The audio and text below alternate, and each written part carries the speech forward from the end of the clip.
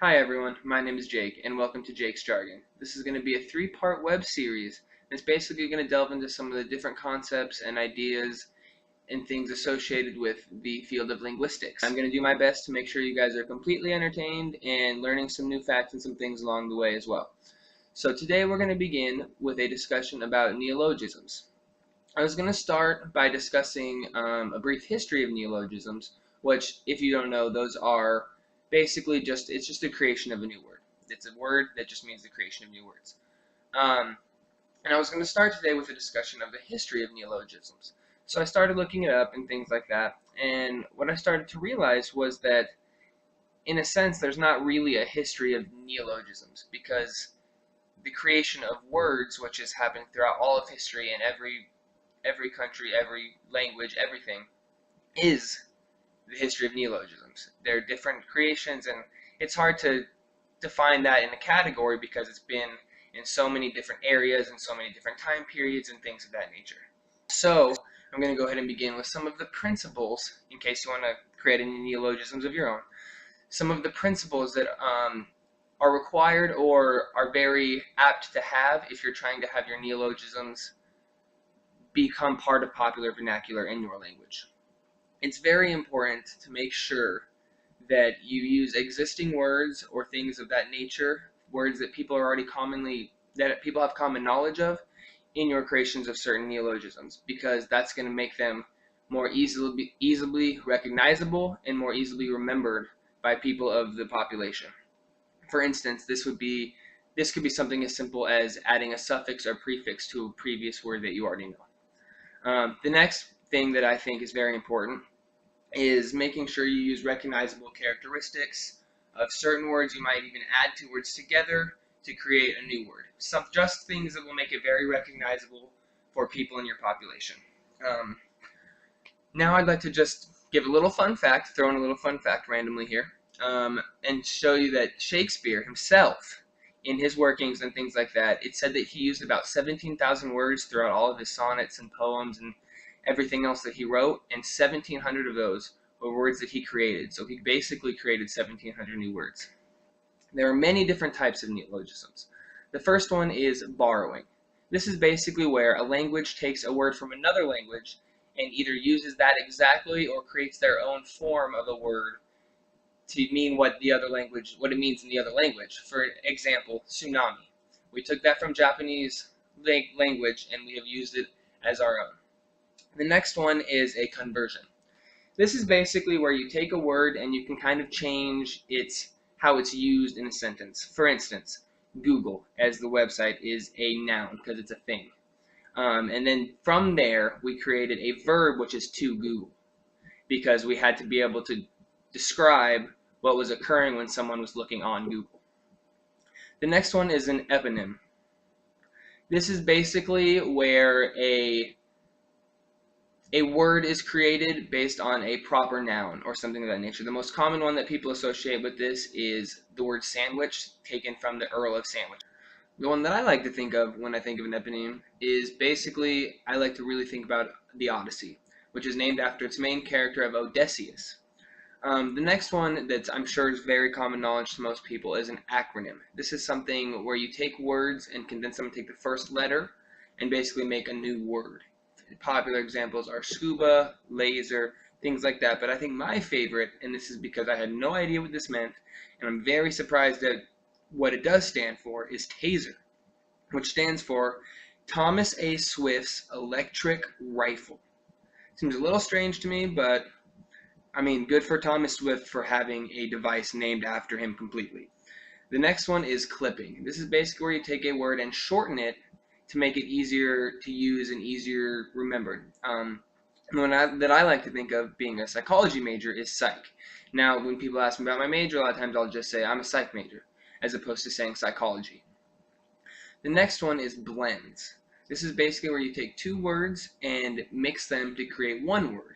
And if anybody has seen How I Met Your Mother, they're gonna understand this next reference very well. This next word is possible, and this is basically where the edges of possible and the edges of impossible begin to meet and kind of overlap. Very weird, and clearly it's something that's only possible in a TV show. The next one is compounding. And this is basically where you take two words and add them together to create a new word. There are two types of this as well. There's closed and open. Closed is where the two words become and make one word. So that would be something like basketball, for instance. From a basket and a ball, he created basketball when they created the sport. There's also open, which is when two words come together but stay separate but have a new meaning.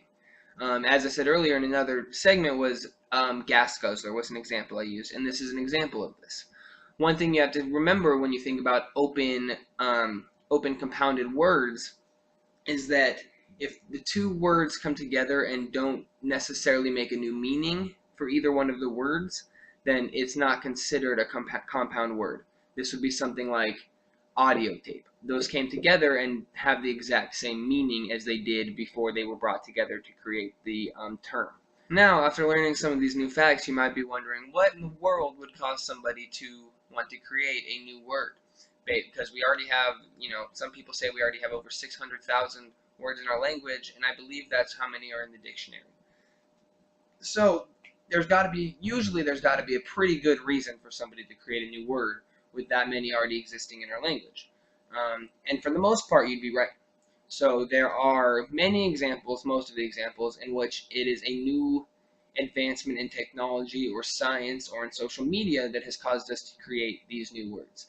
Like, for instance, laser, taser, things like that are advances in technology that required us to create a word to basically allow us to understand what this new advancement is. There's also scientific advancement that requires new words. For instance, when we discover a new element, it's required that they come up with something that's simple and easy to remember, and it is very well associated with what they have created, and it will make it a lot easier for us to discuss as a society. The one that's really important in today's day and age, and I'm kind of spend a little bit more time on this, is advancements in social media.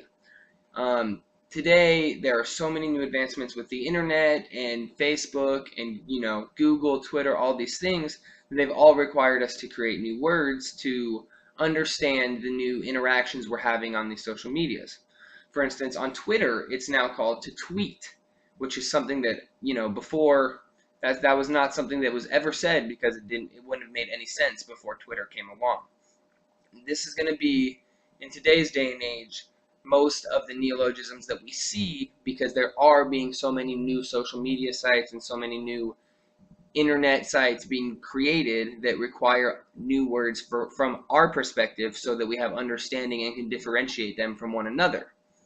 However, after I tell you all these things about how usually there's an importance and a necessity for these new words, sometimes, as for example when I was talking about Shakespeare earlier, sometimes they can very commonly be done just to enhance a reader or a writer's writing or to make it easier for them to write.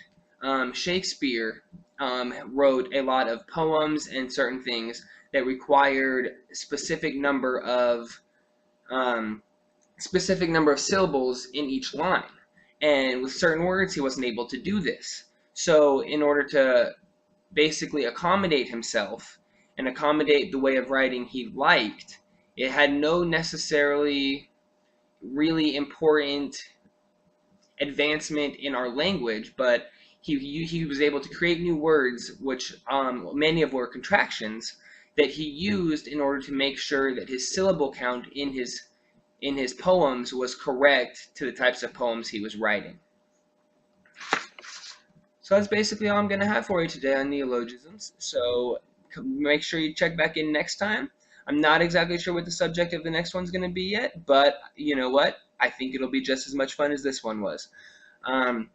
So I'd like to leave you on one final thought on the importance of neologisms in our society, and that's a quote taken from the Academic Instincts, and that is that yesterday's neologisms, just like yesterday's jargon, are often today's essential vocabulary.